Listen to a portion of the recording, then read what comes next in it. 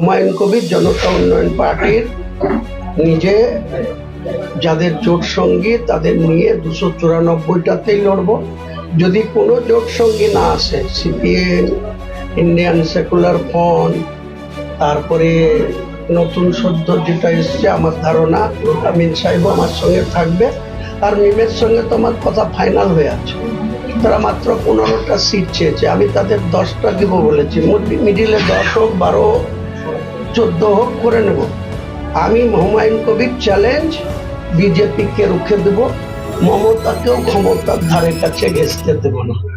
যখন নির্বাচন ডিক্লেয়ার হয়ে যাবে তখন ইঞ্চিতে ইঞ্চিতে লড়াইয়ে আমরা মুর্শিদাবাদ জেলায় তৃণমূলকে হারানোর জন্য CPM, SDPI, Indian secular front, Bhim এবং সদ্য গঠিত হওয়া জাতীয় উন্নয়ন পার্টি,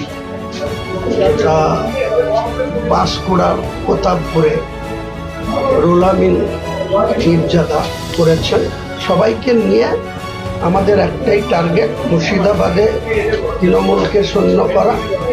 বিজেপি দুটো আছে, সে চেষ্টা করছে 4টে করা।